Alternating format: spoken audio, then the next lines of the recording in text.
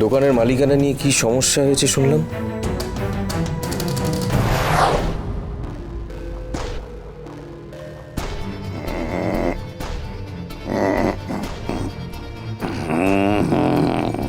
আমার মা নাকি তোমার বরকে ধরে রাখতে পারেনি, আগলে রাখতে পারেনি। তা তোমার বর কি কচি খোকা, তাকে আগলে রাখতে হবে? সে তো নিজের ইচ্ছে আমার মাকে ছেড়ে গেছিল, তার দায় তো আমার মায়ের নয়, তোমার বরের।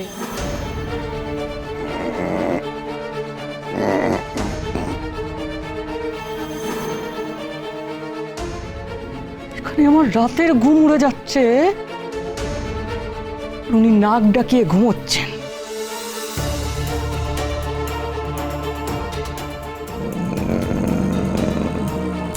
তো বের করছি ঘুম।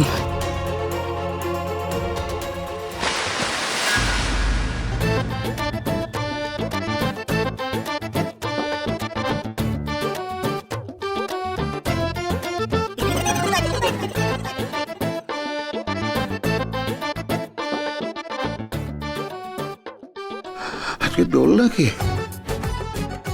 খেয়াল ছিল না তো। তা শুধু জল দিলে কেন? একটু লাল রং দিয়ে রাঙিয়ে দিতে তা পারতে আমাকে। যাকে যাকে, হ্যাপি হোলি। মরণ!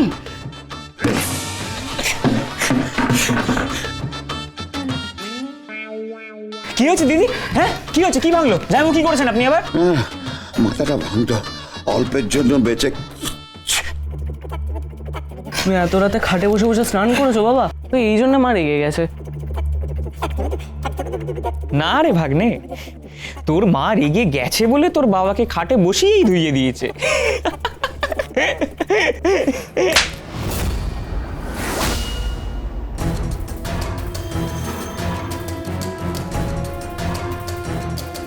ওরে বাবা রে বাবা, খুব হাসি তাই না?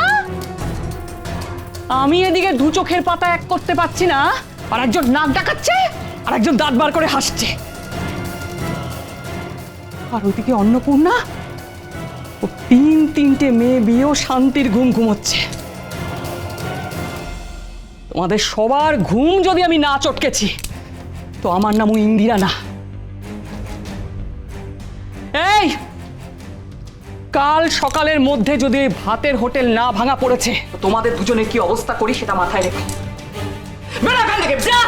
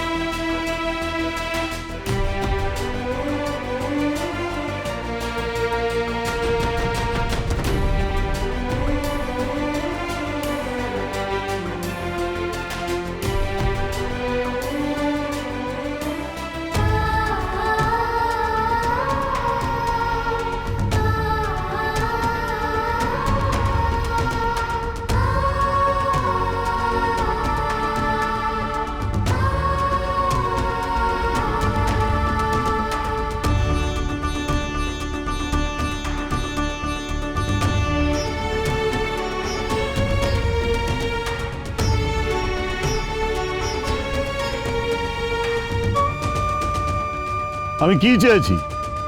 হাতি ঘোড়া তো কিছু চাইনি, একটা ছেলে চেয়েছি শুধু। আর তার জন্য কি করতে হতো? একটা ছেলে বিয়ে হতে হতো। আর সেটা যে করতে পারে না তার প্রতি আমার কি টান, কেন ভালোবাসা থাকে ওর প্রতি? তাই আমি আরেকটা বিয়ে করেছি। কি ভুল করেছি আমি?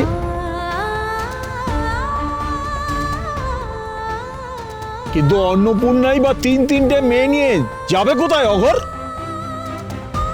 খাবে কি? ওদের চলবে কি করে সেটাও তো ভাবতে হবে, তাই না? ওটা আমার বাবা আছে, আমার বাপের আমলে একটা পুরনো বাড়ি আছে, ওখানে গিয়ে থাকুক, করে কমে খাক। ওটাই আমি দিয়ে দিচ্ছি ওদের, এর বেশি আমি কিছু করতে পারবো না।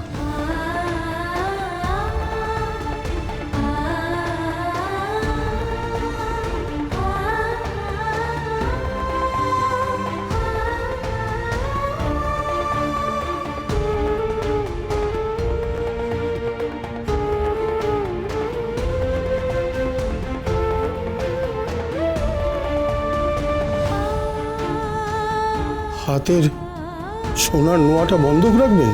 না, বন্ধক নয়, বেচবো এটা। আমার টাকার দরকার। এটা বেচে যে টাকা পাবো, সেই টাকায় আমি নিজের পায়ের নিচের মাটিটা শক্ত করব,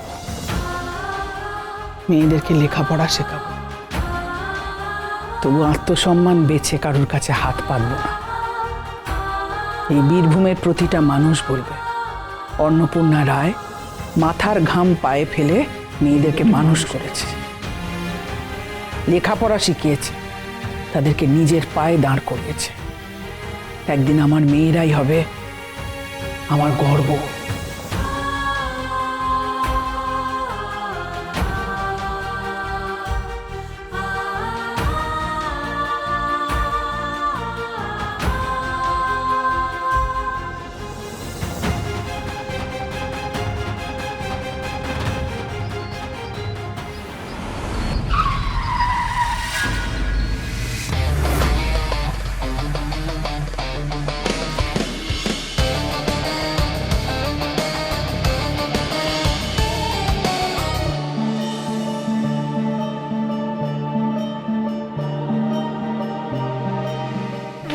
শেখরদা, কেমন আছিস? ভালো আছি। পড়াশোনা ভালো চলছে? চলছে। বাহ।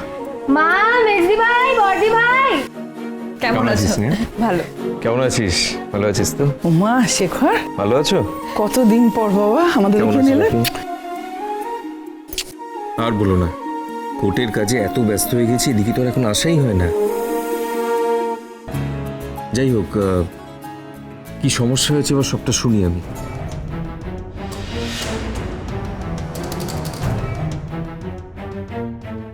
সমস্যা? হ্যাঁ, দোকানের মালিকানা নিয়ে কি সমস্যা হয়েছে শুনলাম। শেখরদা, আমরা ভেতরে গিয়ে কথা বলি। চলো ভেতরে চলো, লুচি আর ছোলার ডাল করেছি, তোমার তো খুব প্রিয়। খেতে খেতে কথা বলবে। হ্যাঁ, চল।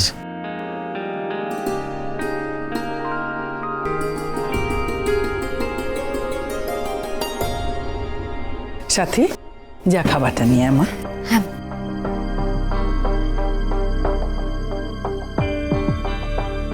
আরে ব্যাস ব্যাস ব্যাস, আমি আমি এত খেতে পারবো না।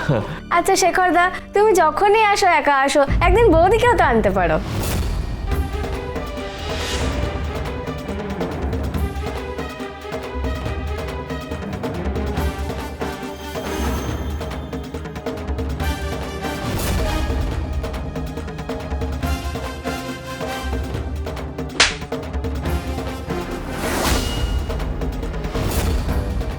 আমি কি বৌদির কথা তুলে ভুল করলাম শেখরদা? খাবারটা ঠান্ডা হয়ে যাচ্ছে বাবা, খেয়ে নাও।